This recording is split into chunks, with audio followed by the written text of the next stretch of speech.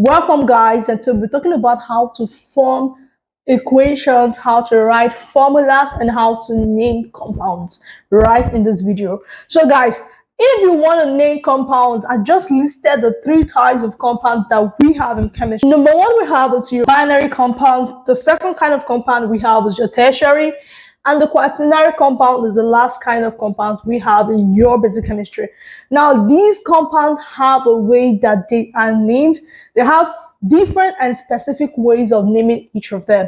Now, for your binary compounds, what are binary compounds? Binary compounds are compounds containing two elements. So, if a compound contains two elements, we call that compound binary compound. Your tertiary compounds are compounds containing three elements. And your quaternary compounds are compounds containing four elements. I'm going to go through over it again. We say in chemistry there are three types of compounds. The number one is your binary compounds, the second is your tertiary compound, and the third is your quaternary compound. And I'm going to be explaining to you all of this one after the other. Now, let's just clean this and let me explain tertiary compounds to you. Okay?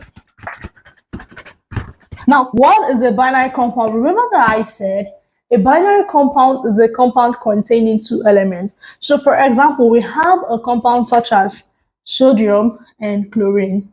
This is a binary compound because this is going to form sodium chloride. Do you get? A compound like this is a binary compound because this compound contains calcium and chlorine. A compound like this is a binary compound because it contains hydrogen and sulfur. A compound like this is a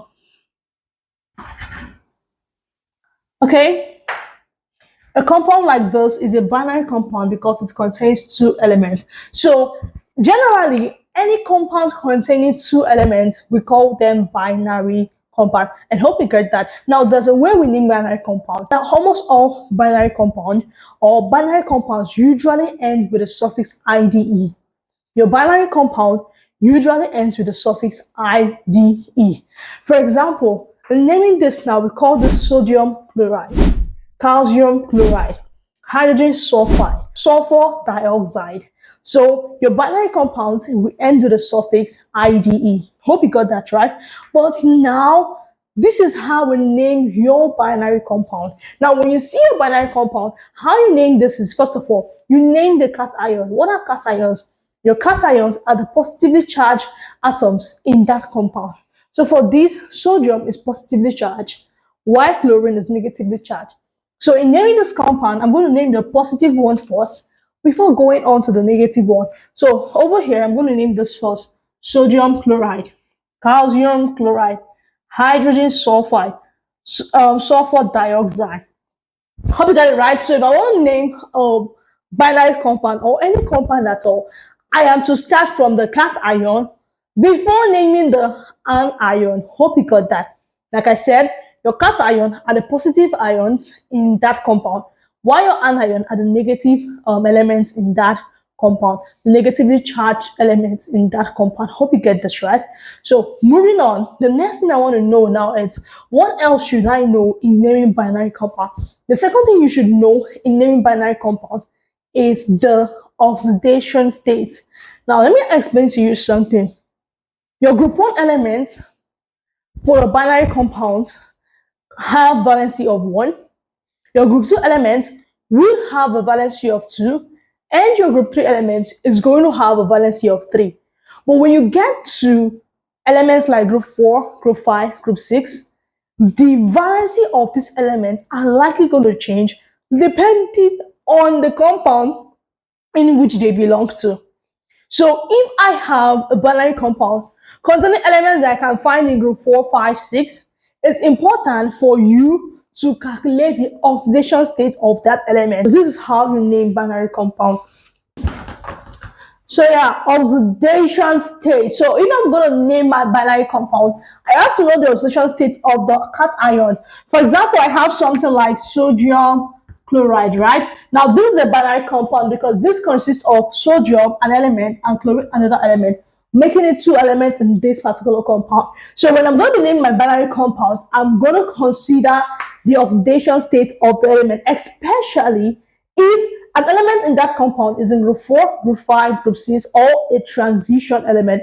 The reason is because most of these elements in group 4, group 5, group 6, or your transition elements are likely going to have different oxidation states in different compounds. Now, I'm going to explain this using examples which I have done before if you've been following up my series, but I'm just going to do it again for a better understanding of this topic. So let me say I have this. This is nitrogen, but nitrogen can exist as N2O. You can find nitrogen in NO and you can find it in NO2. Now for N2O, if I want to look for the oxidation state of nitrogen in N2O, this is the way to look for oxidation state. You multiply the number of atoms times the oxidation state, the number of atoms times the oxidation state, and equal all of this to 0 if it's a neutral compound like this. However, if the compound is positively or negatively charged, these positive or negatively charged compounds are what we refer to as radical. So in this compound is either positively or negatively charged, we're going to equate every single thing here to the charge of that compound. For example, if I have ammonium, this is a radical. Ammonium is a radical, NH4. So this is a radical. And if I'm going to look for the oxidation state of anything here, let's say I'm going to look for the oxidation state of this nitrogen, I'm going to equate everything here to +1. This,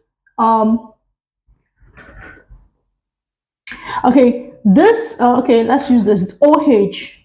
This also is a radical. So if I want to look for the oxidation state of, let's say, O here, or oxygen here, I'm going to equate everything here to -1.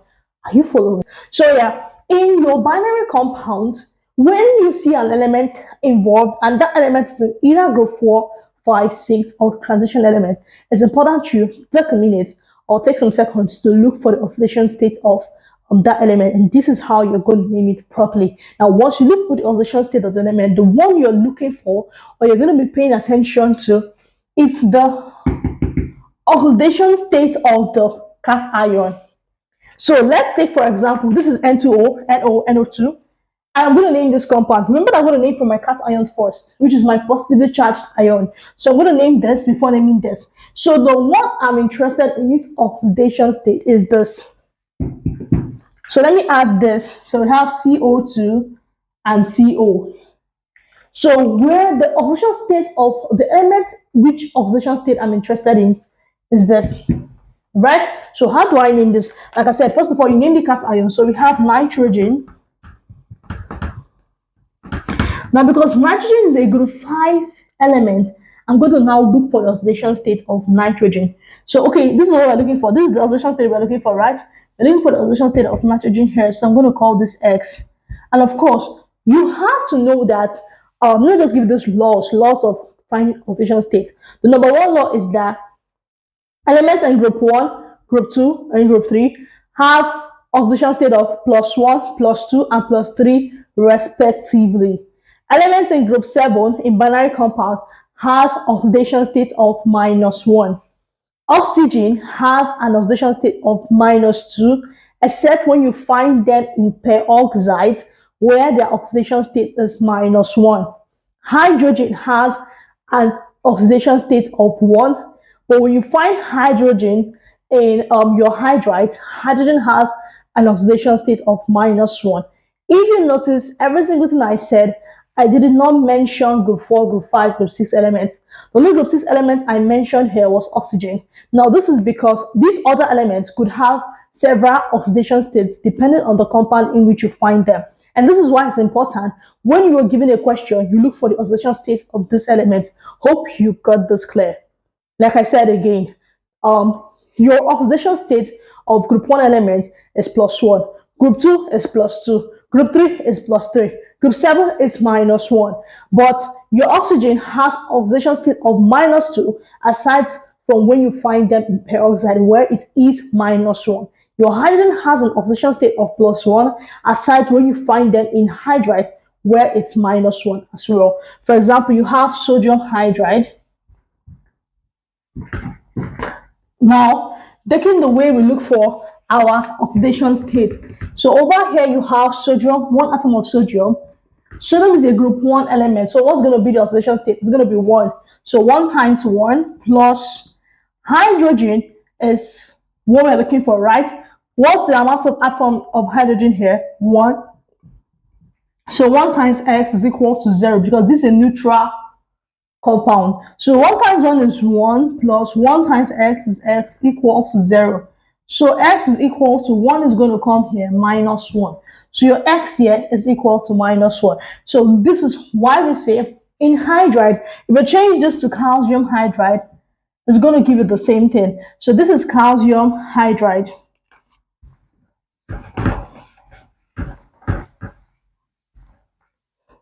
What's the amount of calcium here? The amount of calcium here is 1. What's the valency of calcium? 2 plus this is 1 times X equal to 0, right? This should be calcium hydride because of the 2 here. So this is 1 times 0. Sorry, this is 2 atoms of 2 times X.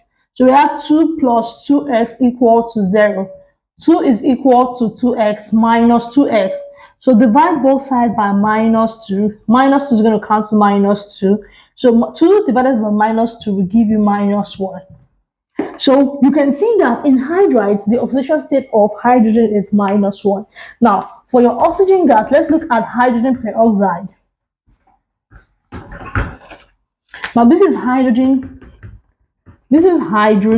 peroxide, right? So this is 2 atoms of hydrogen. What's the oxidation state of hydrogen here? Remember that hydrogen has oxidation state of 1, aside from when you find it in hydride. Now, this is not an hydride.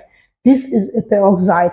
So I'm going to have 2 times 1 plus, this is X because this is what we're looking for. I'm going to have 2 times X equal to 0. So this is 2 plus 2X equal to 0.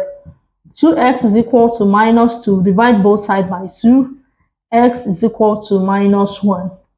So do you now see that hydrogen in hydride is going to have an oxidation state of +1?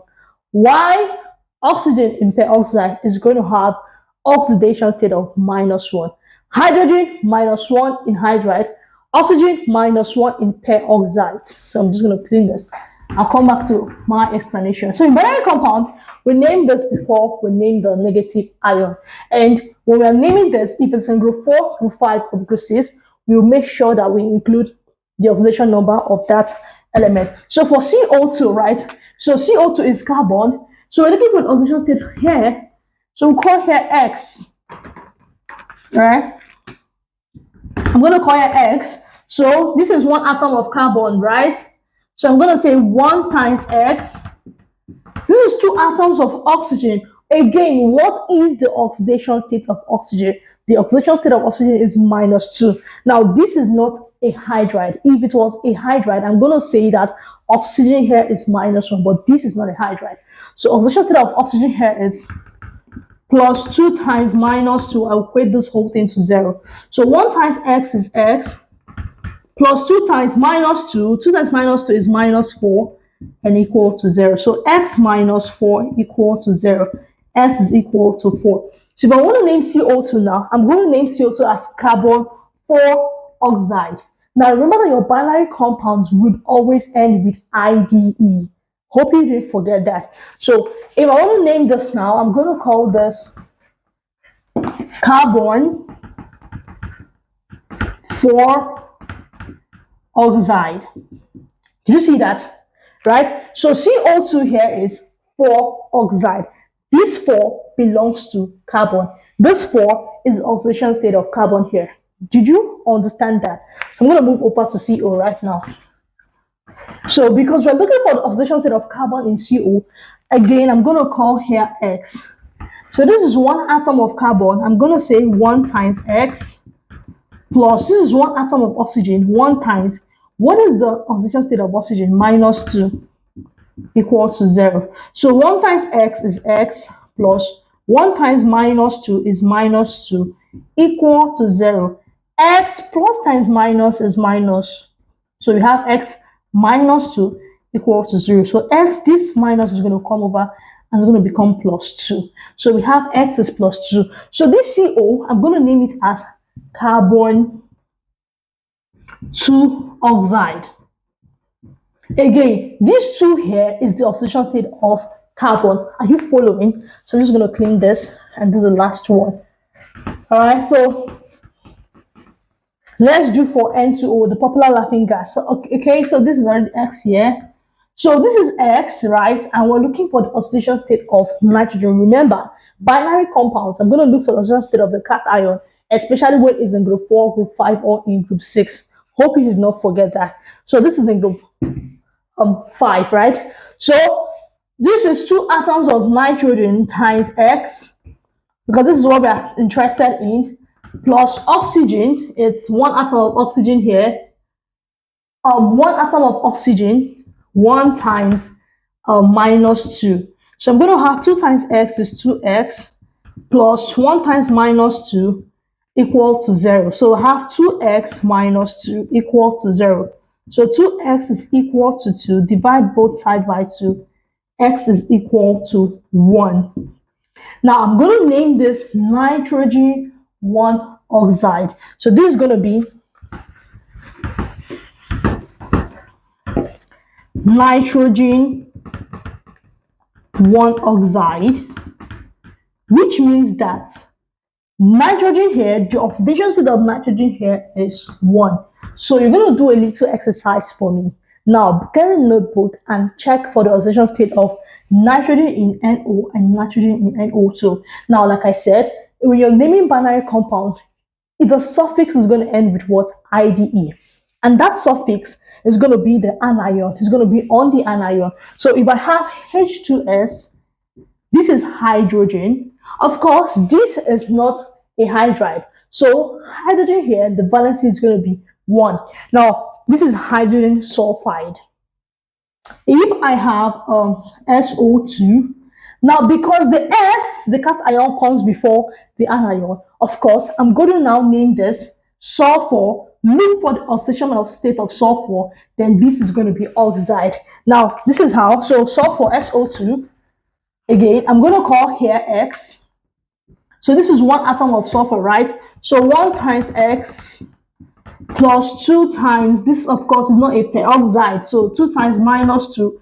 This is not a neutral compound, so I'm going to equate everything to 0. So 1 times X is X plus 2 times minus 2 is minus 4 equal to 0. So X minus 4 equal to 0. X is equal to 4. So I'm going to name this as sulfur 4 oxide. Now, do you get that? So again, to the 2 questions I've given to you, also look for the oxidation state of SO3.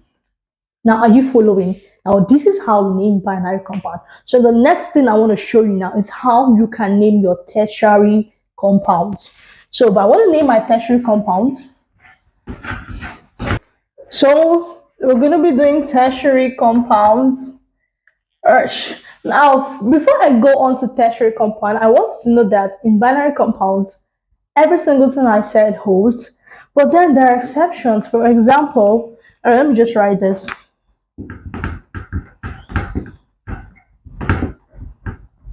Now, for binary compounds, there are exceptions like NH3. We don't call this nitrogen hydride, we call this ammonia.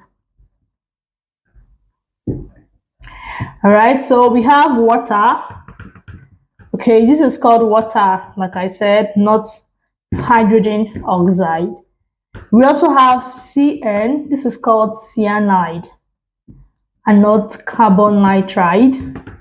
Then we have ammonium.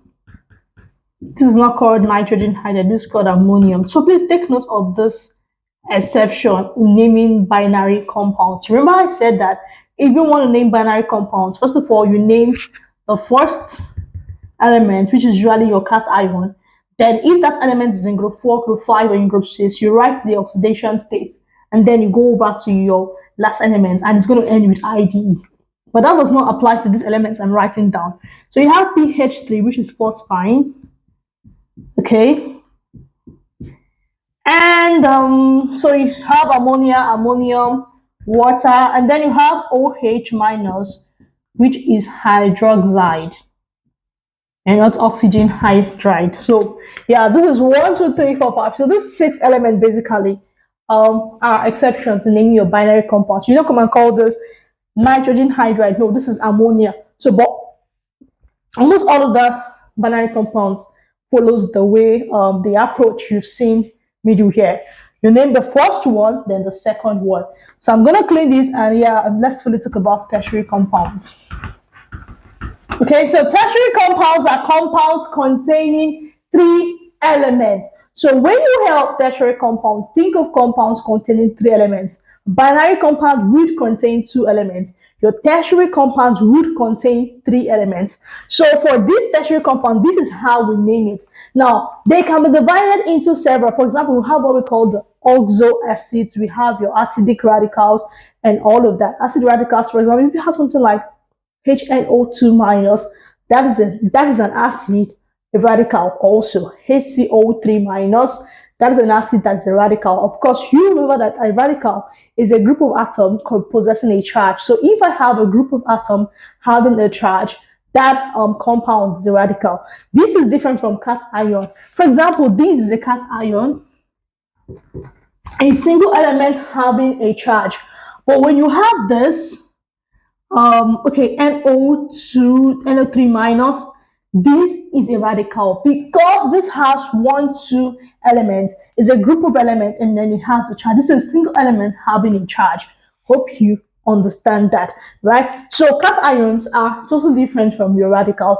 Your radicals are a group of elements possessing a charge. Meanwhile, your cations or anions are single elements containing charges. Hope you got that. So yeah, so I'm going to clean this and come back to this.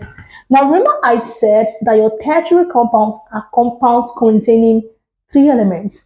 So for example, we have an element compound like HNO3. Now, this is how you name your tertiary compounds. Your tertiary compounds are going to end with the suffix ATE. ATE. Your tertiary compounds are going to end with the suffix ATE. Do you get that? So how I'm going to name this now is that the first thing I'm going to do is that I will name the first element there. Then I would name the last element. Then I will name the central element. And this central element is what is going to have my ATE. And when I name this central element, if it falls under group 4, group 5, group 6, your transition element, I have to look for the oxidation state of that element. Do not forget. So when I name this, if I'm going to name the middle element, of course, like I said, if it's in group 4, group 5, group 6, all your transition elements, I'm going to include its oxidation state. So now let's name this particular one. So this is hydrogen. I'm going to call this hydrogen. Now, I said you name the last one, right? So first, last, middle. So this last one. And when I'm naming the last element, guys, I am including the amount of atoms. Always include the amount of atoms. In binary compound, you name the first element, you include the oxidation state, the last element, you don't need to include the number of atoms. You just ended with IDE, hydrogen dioxide, blah, blah. But when you're naming your tertiary compounds, you must include the number of atoms of the last atom you are writing. So we have hydrogen.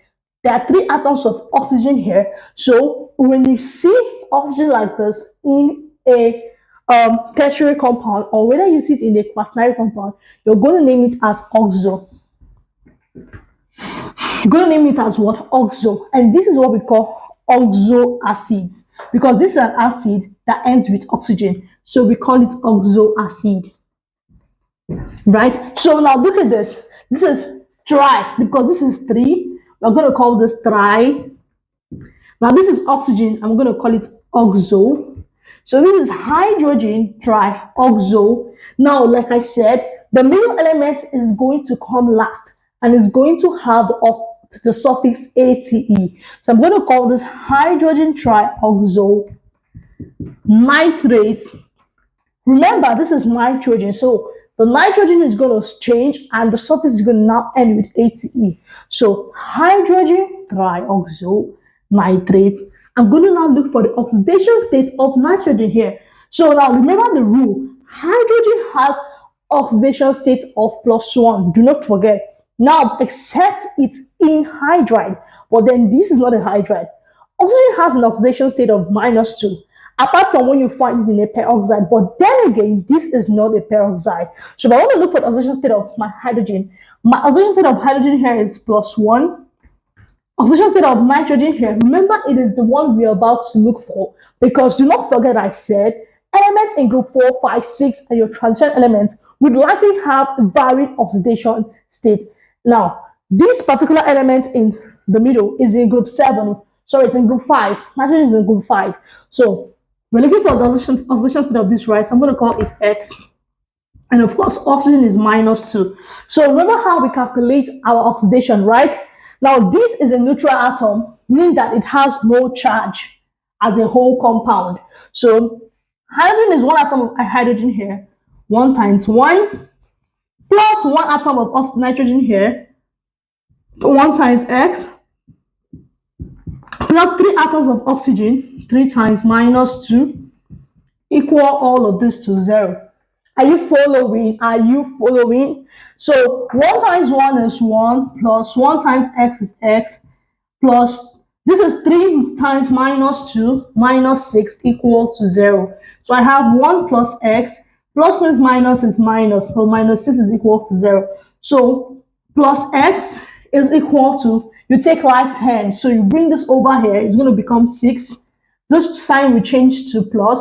Now there's an invisible plus here, right? Do not forget in your mathematics, once the plus is 1, right, you don't, once the sign is positive, you don't really include it, especially when it's in the beginning part of the expression equation. So we have +1 here. It's going to cross this equality sign and it's going to turn to -1. So your X is equal to 5. So this is hydrogen trioxo nitrate. This nitrogen here is 5. Do you understand this? Yes, you should. Now, let us see another example. One more example, and we are done with naming tertiary compounds.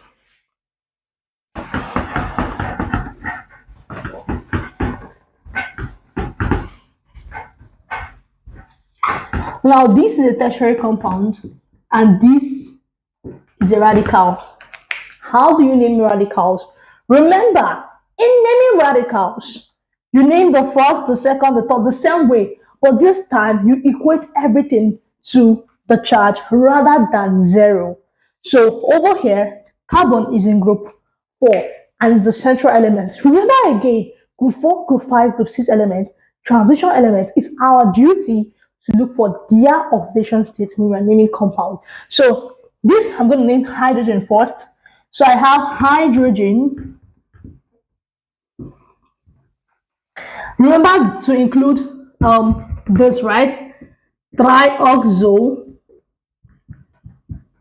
This is carbon. Remember, it's a tertiary compound and it's going to end with ATE. So I have my hydrogen trioxo carbonate. Now, what's the oxidation state of carbon? Remember, hydrogen is 1, so yeah, it's 1 carbon, 1 X, because this is what we're looking for. 3, oxygen is -2. So this is 1 times 1 plus 1 times X plus 3 times -2 equal to -1. So this is 1 plus 1 times X is X plus 3 times -2 is -6 equal to -1. 1 plus X plus times minus is -6 equal to -1. So 1 minus 6 is X minus 5 equal to -1, right? So X is equal to -1 plus 5. So -1 plus 5. Now remember that Sign or the expression of 5 here is plus. This is the same thing as saying 5 plus 5 minus 1, right? So x is equal to 4. So this is hydrogen trioxocarbonate. What is the oxidation state of carbon here? It is 4, just like we arrived here. Do you understand this? Now remember that in this one, we did not equate to 0 because this is a radical and this radical has a charge. So we equated this whole thing to the charge of this radical. Hope you understand this. Right? So I'm just going to clean this.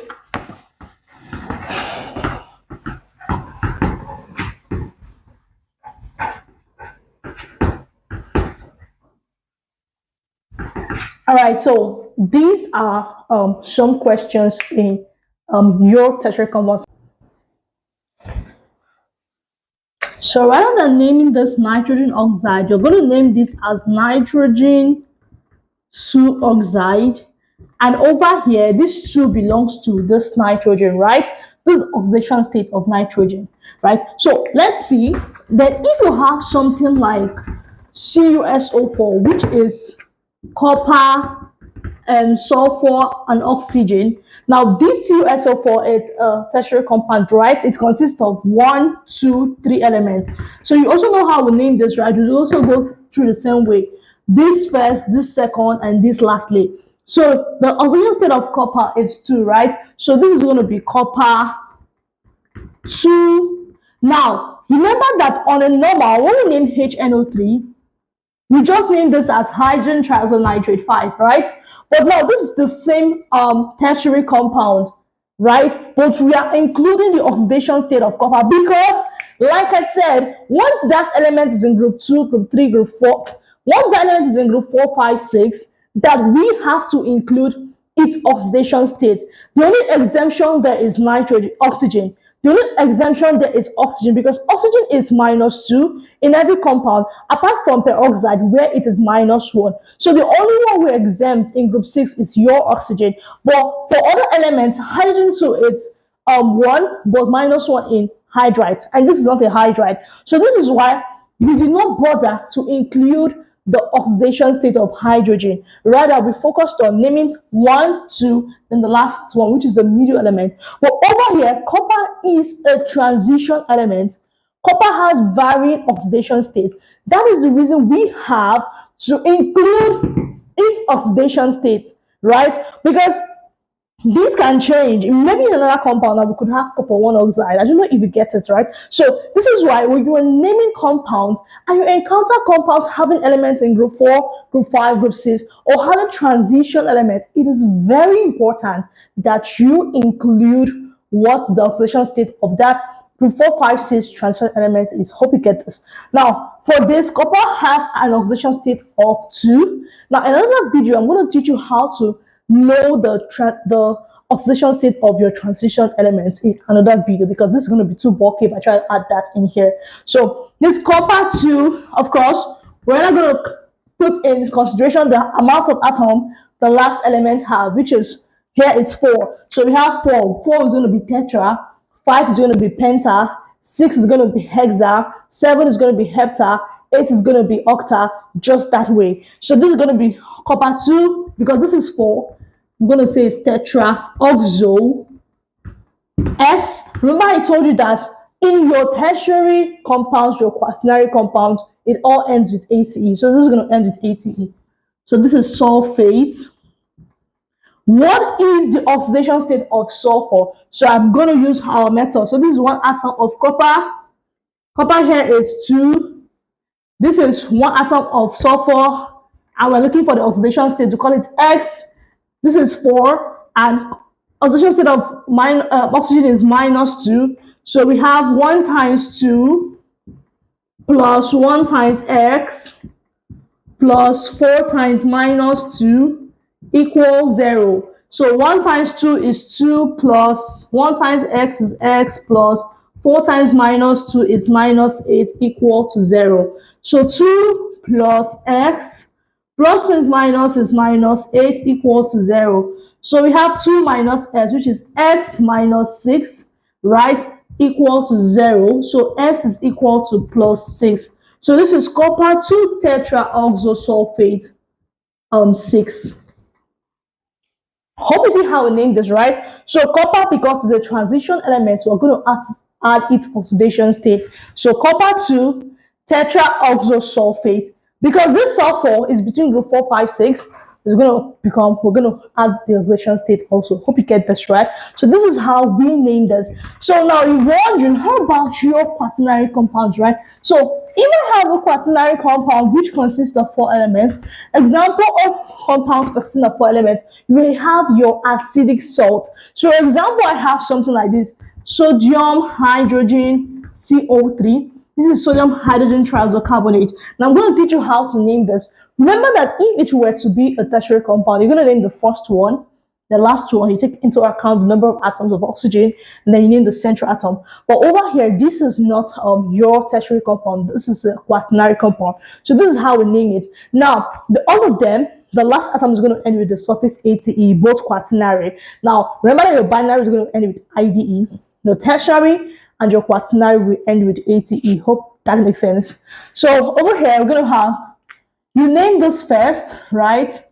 Then this second, then you go over to your last to the last element, then you name this. This is also going to be your tertiary. So this is also going to be your central and your last compound. So for this now, we'll call this sodium. The next one is hydrogen. Of course, sodium is in group 1. It has no issue. Hydrogen is here. It's not a hydride here. So we name this trioxo. Carbon will become carbonate, because of course this is a quaternary compound. So the next thing we want to add in bracket is the oxidation state of carbon. So we're going to look for it. This is 1 atom of sodium. Sodium is 1 atom of hydrogen, oxidation state of 1 atom of carbon. We're looking for this X. 3 atoms of oxygen, -2. So 1 times 1 plus 1 times 1 plus 1 times X plus 3 times -2, because this is a neutral compound, it's having no general charge, is equal to 0. 1 times 1 is 1, plus 1 times 1 is 1, plus 1 times X is X, plus 3 times -2 is -6. We have equal to 0. 1 plus 1 is 2. 2 plus X. Plus times minus is minus. So we have -6 equals to 0. 2 minus 6 is X minus 4 equal to 0. And then X is equal to 4. Right? So we have sodium hydrogen trioxocarbonate 4. Right? So this is how we name your quaternary compound. Now this is a very easy one, right? So we're going to go to the complex ones. For example, we have hydrated salt. So what are hydrated salt? For example, I'm just going to clean this and show you.